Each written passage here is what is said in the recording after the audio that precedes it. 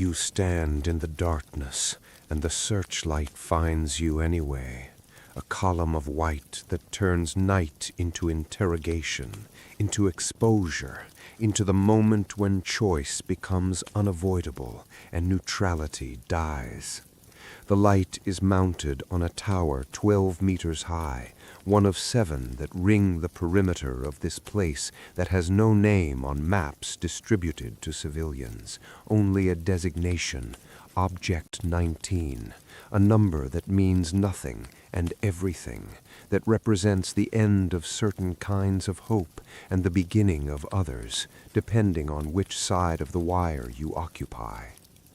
This is November 1989, and the temperature hovers at 3 degrees Celsius, cold enough that your breath makes ghosts in the air, that the ground has hardened into something between soil and stone, that the forests of Thuringia smell of decay and approaching winter, of leaves breaking down into earth, of the slow composting of a season, of an empire, of certainties that seemed permanent until the moment they began to dissolve like morning frost under unexpected sun. The wire stretches in both directions beyond the reach of vision, 3.6 meters of chain link topped with razor coils that catch moonlight and throw it back in sharp fragments in promises of pain for those who test its boundaries. You have walked this fence line 5 nights a week for 7 years, since you were 26, and believed in the German Democratic Republic the way children believe in Father Christmas, with complete faith that required no evidence, no questioning, no acknowledgement of the logical impossibilities inherent in the narrative you had been taught since before memory began to record the world. The uniform on your body weighs 4.3 kilograms, wool and cotton, and brass buttons stamped with the hammer and compass, symbols of workers and intellectuals united in socialist purpose, though you have met precious few intellectuals along this wire, and the workers you know speak in whispers about things they dare not say aloud, about West German television signals that leak across the border, carrying images of abundance, of choice, of lives lived without the constant calculus of what can be said safely and what must be swallowed like poison, held in the stomach where it burns but does not spread.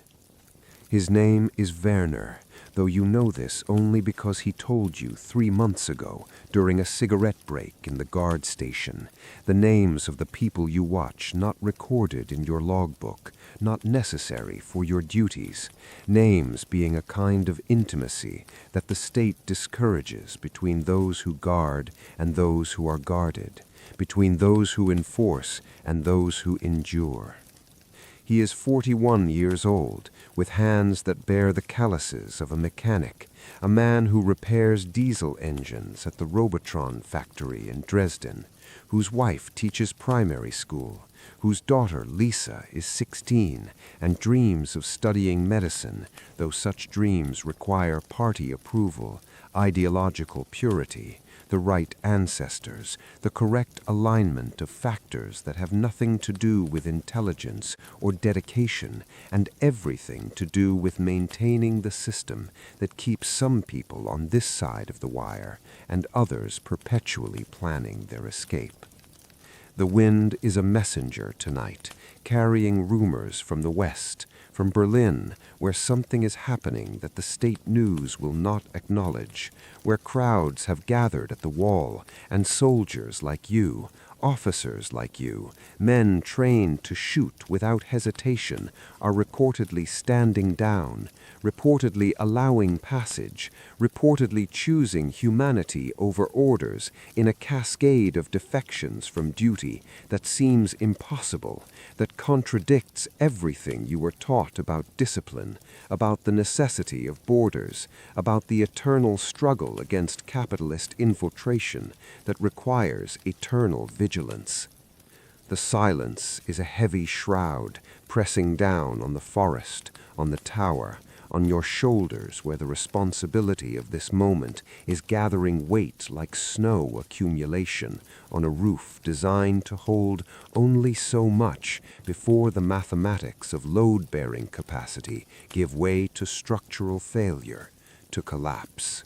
You walk the perimeter path worn smooth by 10,000 patrols, by the boots of other officers who came before you, who will come after you if there is an after you. If the rumors from Berlin are just rumors and not the beginning of some fundamental unraveling that will render obsolete everything you have built your adult life upon, every assumption about permanence and duty and the inevitability of the German Democratic Republic enduring forever because the alternative is unthinkable, is chaos, is the admission that 7 years of your life have been spent enforcing a border that exists not to keep enemies out, but to keep citizens in. A distinction that seemed irrelevant until tonight, when it becomes the only distinction that matters.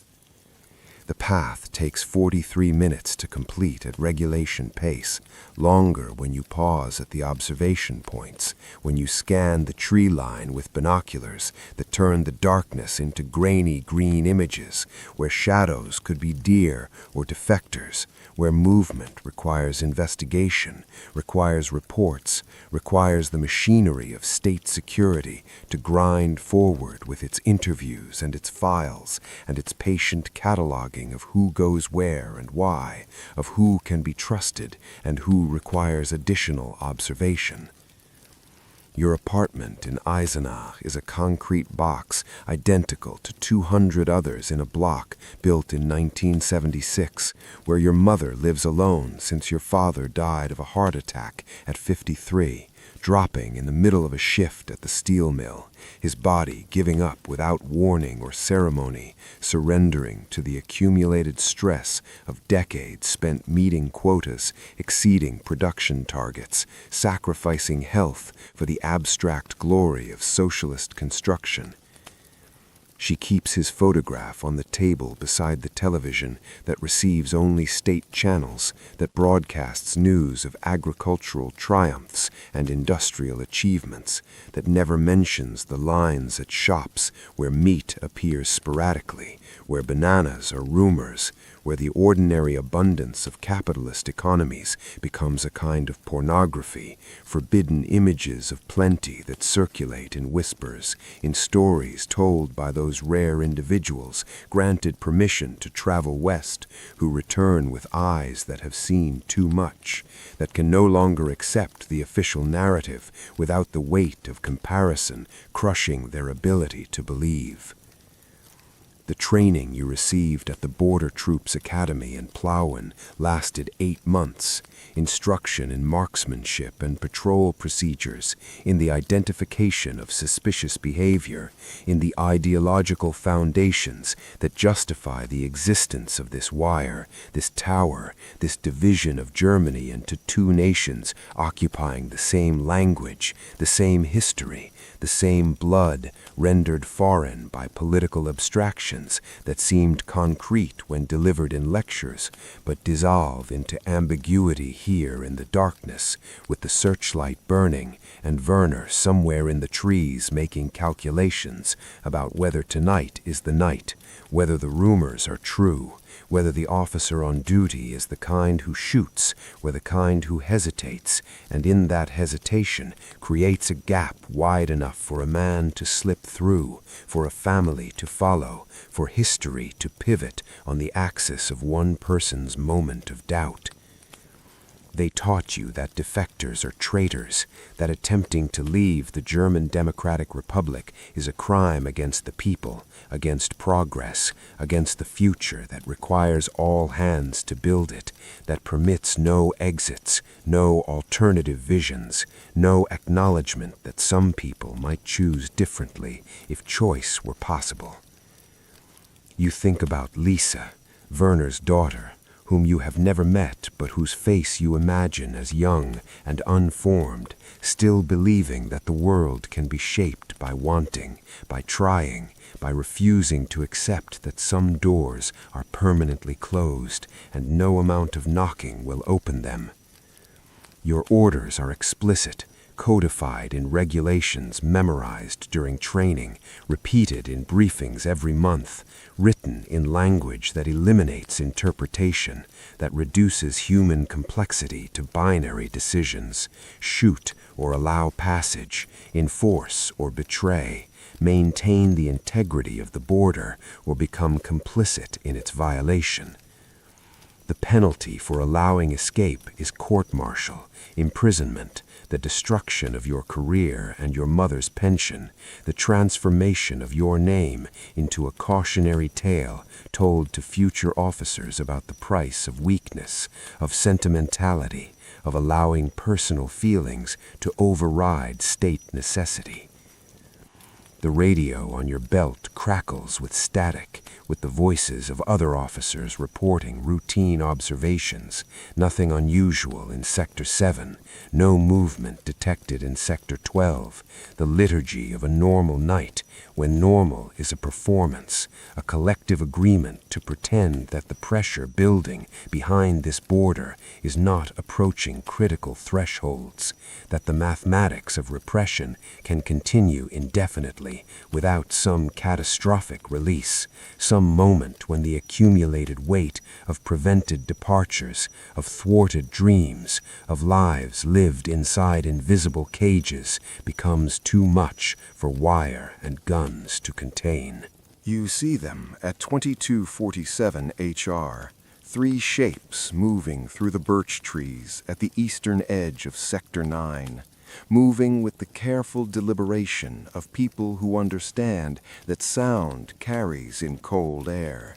that a snapped branch can mean the difference between freedom and a cell in Bautzen prison, where political prisoners disappear into years measured in interrogations and enforced labor, where names become numbers and the outside world forgets you ever existed except as a cautionary absence, a gap at family tables that no one dares to mention aloud. Werner is in front, his wife Greta behind him, and Lise bringing up the rear, 16 years old and carrying a backpack that probably contains photographs, documents, the small portable fragments of a life being abandoned because staying has become more dangerous than the razor wire, than the guards, than the minefields that were removed from this sector in 1984, but whose memory still haunts the ground, still makes people walk carefully, as though the earth itself might betray them.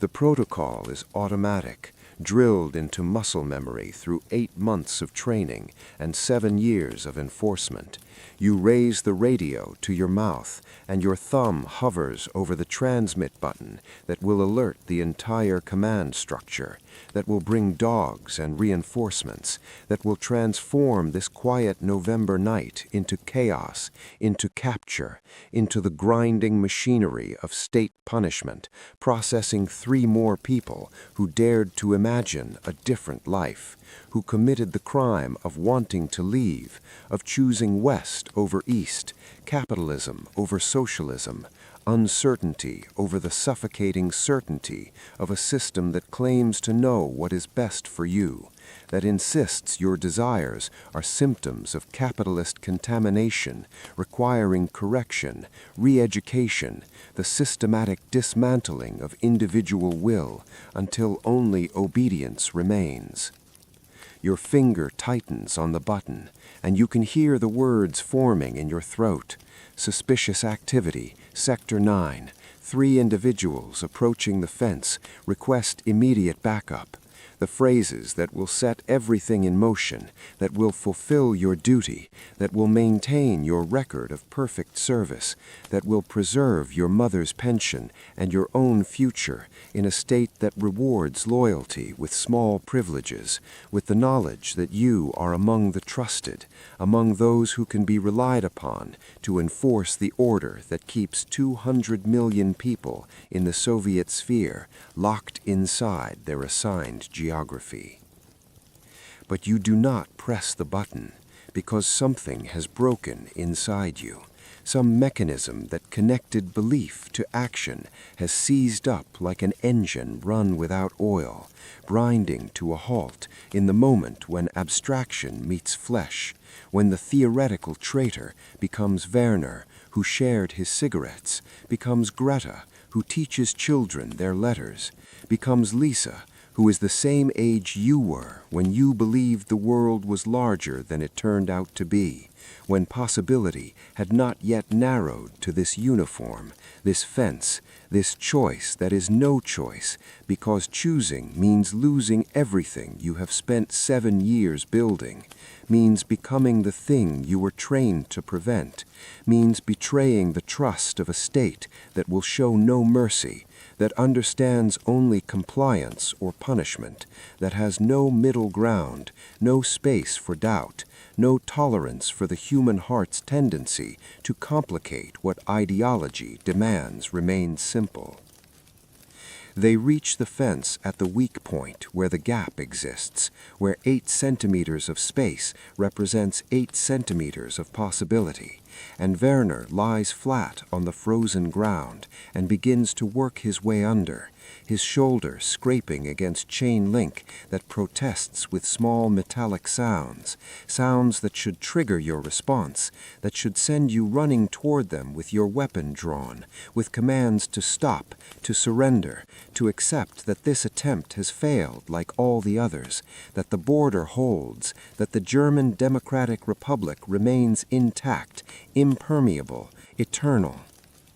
Greta follows him through, her coat catching on the wire, tearing with a sound like fabric giving up, like something ripping that cannot be repaired. And you watch from the shadow of the tower with the searchlight dark because you have not activated it, because keeping it dark is its own kind of decision, its own form of action disguised as inaction, and you understand that you are crossing your own border now, moving from one country of the self into another, where the rules are different, where duty dissolves into something more complicated, more human, more dangerous.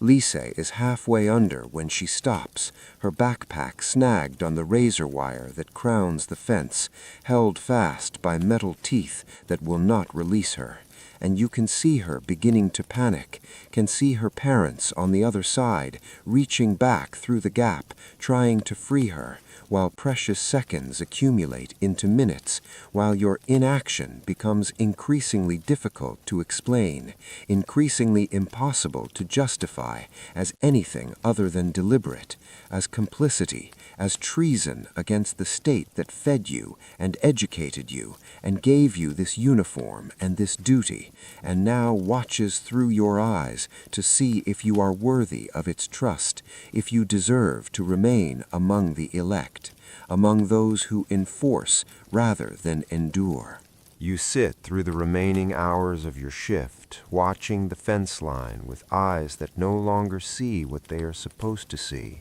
that have been compromised by the act of witness, by the knowledge that 3 people are moving through the forests of Thuringia toward towns with names like Meiningen and Fulda, toward reception centers where West German officials will process them as refugees, as evidence of the East's failure, as propaganda victories in the war of systems that uses human desperation as ammunition, that transforms individual suffering into political points scored in newspapers and television broadcasts that will never mention your name, that will never acknowledge the officer who stood in the tower and chose to fail, who allowed the border to become permeable for exactly the length of time it took a family to slip through. The radio continues its liturgy of normalcy, sector reports arriving every 30 minutes like clockwork, like the heartbeat of a system that believes itself immortal, that cannot imagine its own ending even as that ending approaches with the inevitability of dawn, of spring following winter, of historical forces that accumulate pressure until the structures built to contain them shatter all at once, suddenly, catastrophically.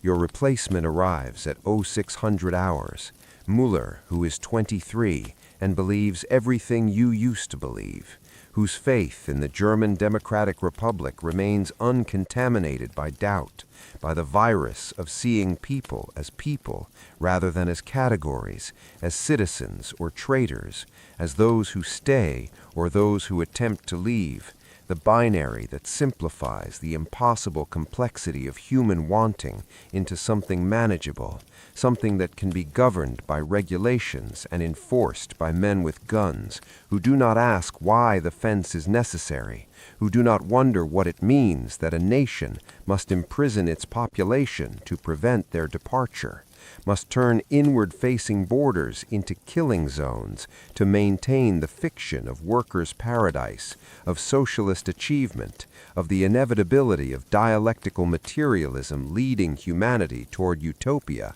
if only everyone would stop trying to escape.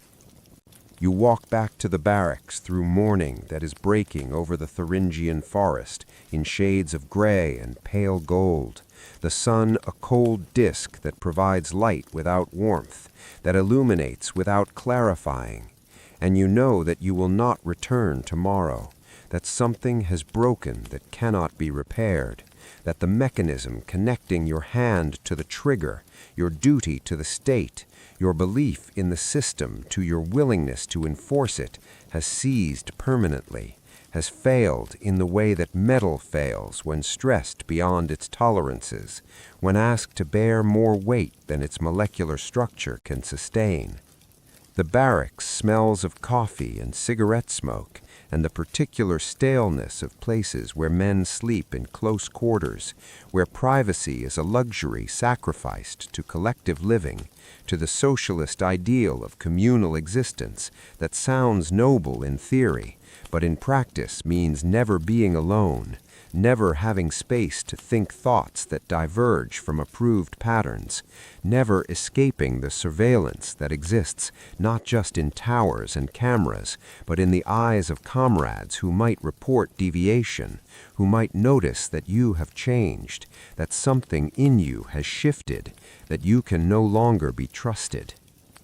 You sit on your bunk and remove your boots with hands that shake slightly, not from cold, but from the accumulated adrenaline of the night, from the chemical residue of fear and decision, and you understand that the investigation will come, that the torn fabric on the wire will be noticed in morning inspection, that questions will be asked about who was on duty in Sector 9, about why nothing was reported, about how 3 people managed to cross a border that is supposed to be impenetrable, that exists precisely to prevent such crossings, that justifies its existence through perfect enforcement, through zero tolerance, through the mathematics of deterrence that requires every attempt to fail, so that future attempts become unthinkable.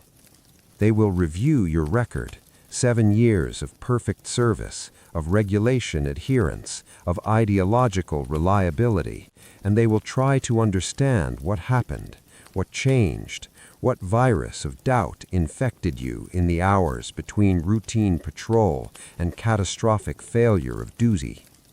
The knock on the door comes at 0830 hours. 2 officers from state security, whose faces reveal nothing, whose voices are professionally neutral as they inform you that your presence is required for questioning, that there are inconsistencies in last night's patrol reports, that certain evidence requires explanation, and you rise from the bunk and follow them through corridors that seem narrower than before, past windows that frame the same concrete landscape you have inhabited for 7 years, but which now appears foreign, belongs to a life you are leaving, though you have not yet physically departed, though your body still occupies this space, while your allegiance, your belief, your willingness to serve has already crossed some invisible border into territory the state cannot reach, cannot reclaim, cannot punish except by destroying the vessel that once contained it. You think of Werner and Greta and Lisa waking in the West, in beds provided by strangers, drinking coffee that tastes of freedom, or displacement, or the complicated mixture of relief and grief that comes from severing roots, from choosing motion over stasis, uncertainty over the suffocating certainty of lives planned by bureaucrats who mistake control for care, who confuse obedience with consent, who build walls and call them protection when everyone knows they are prisons, when the evidence is written in the bodies caught on wire, in the braves of those who tried and failed, in the silence of those who never tried, because trying seemed impossible until the night it wasn't, until the officer in the tower looked away, and in looking away created a gap wide enough for hope to escape through. You stand at the window of your mother's apartment, watching the street below, where children play in snow that has just begun to fall. January snow that lands soft and clean on a world being remade, being reimagined, being born from the wreckage of certainties that seemed eternal until they weren't, until they collapsed with the speed of structures whose foundations were always rot, disguised as strength, ideology disguised as truth, control disguised as care. The children do not know that 6 weeks ago this street was in a different country, that the nation they were born into has ceased to exist except in memory, except in the documents that will be filed in archives, except in the bodies of people like you who carry the weight of that vanished state in muscles trained to enforce borders that no longer matter, in habits of thought shaped by systems that have dissolved, in the particular kind of grief that comes from watching everything you built your life upon reveal itself as temporary, as contingent, as no more permanent than snow in sunlight, melting into water that flows away and leaves no trace except dampness on pavement that dries by afternoon. Your mother moves through the apartment with the careful steps of someone who has learned that floors can disappear without warning, that what seems solid can prove hollow, that the world she understood has been replaced by something unfamiliar that uses the same words but means different things, where Deutschmarks replace Ostmarks at exchange rates that make 40 years of savings worth almost nothing, where the shops suddenly fill with goods that were fantasy 6 months ago, but which require money no one has, where freedom tastes like displacement, like the vertigo of falling when you expected to stand firm, when the ground you trusted turns out to be ice over water, cracking under the weight of trying to remain upright. She does not speak of your father anymore, of his death in the steel mill, of the pension that defined her survival and which now barely covers bread and heating, as though speaking his name would acknowledge how completely his sacrifices have been rendered meaningless by history's refusal to honor the bargain he made. Work hard and the state will care for you. Believe and you will be protected. Serve and you will be remembered. Promises that dissolved like all the others when the system that made them ceased to exist. The letter arrives in March, forwarded through channels you do not understand, postmarked Munich, addressed in handwriting you do not recognize, but which carries in its careful formation something of Greta's precision, a teacher's hand, and inside are 3 sentences that will replay in your mind for years, for decades, for whatever remains of your life after this moment, when you tear open the envelope and read words that were not required, that serve no purpose except to acknowledge, to thank, to close a circle that most people would leave open, because what do you say to the man who destroyed himself so you could escape? What language exists for gratitude that encompasses the sacrifice of everything, the loss of career and freedom and future, so that strangers might have all three? We think of you often. Lise begins medical school in October. You gave us the chance to become who we were meant to be. 21 words that weigh more than the uniform you wore, more than the interrogation transcripts, more than the 43 days in Bautzen, more than all the regulations and orders and ideological certainties that governed your life until the night you discovered they governed nothing, that they were theater, performance, the elaborate pretense that duty matters more than mercy, that systems matter more than souls, that the machinery of control is more real than the beating hearts it attempts to regulate. You fold the letter and place it in the drawer beside your father's photograph, beside the discharge papers that ended your military service, beside the identity documents that mark you as citizen of a nation that existed and then didn't, that was real and then wasn't, that shaped millions of lives and then evaporated like breath in cold air, leaving behind only memory, only the stories people tell about what it was like to live in that vanished country, stories that will grow more distant with each year, more simplified, more reduced to caricature, until the complexity of ordinary lives lived under extraordinary constraints becomes invisible, becomes forgotten, becomes the kind of history that exists only in documents that no one reads, in archives that no one visits, in the fading recollections of those who were there and who carry the truth in bodies that will eventually die and take that truth into silence.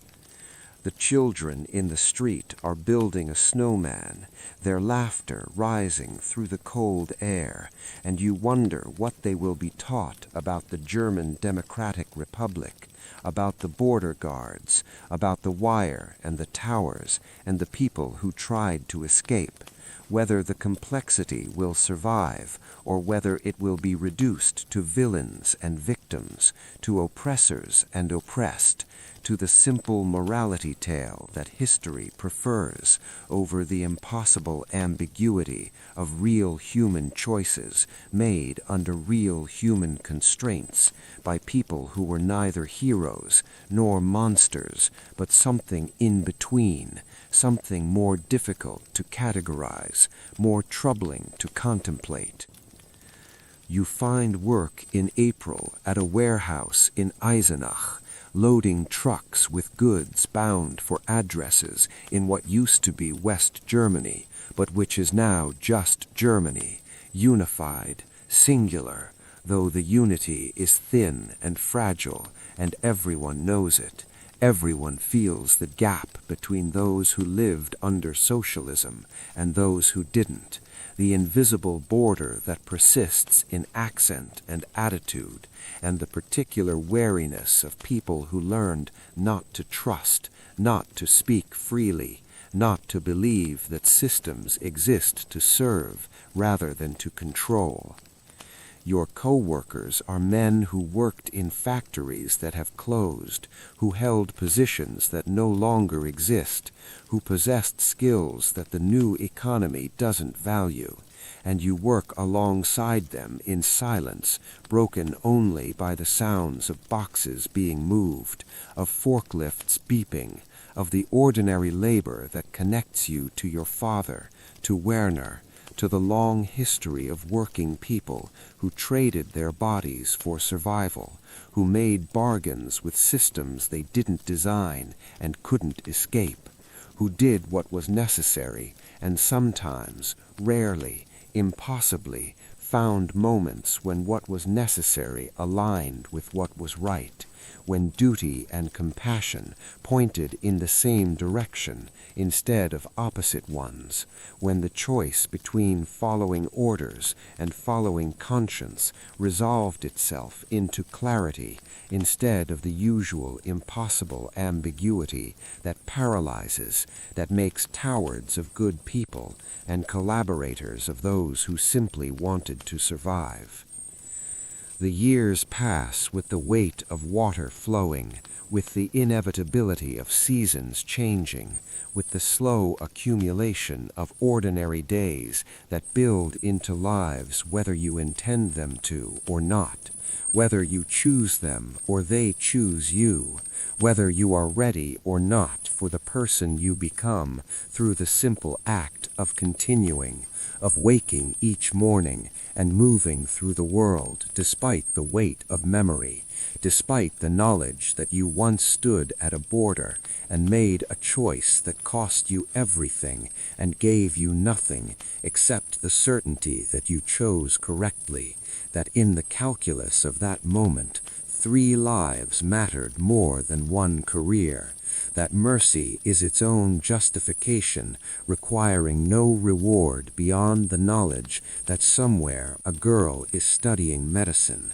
that somewhere a family sits at dinner in a country they chose, that somewhere the future arrived because you allowed it passage through a gap you created by looking away, by choosing silence over alarm, by discovering in yourself a capacity for love that transcended duty, that proved stronger than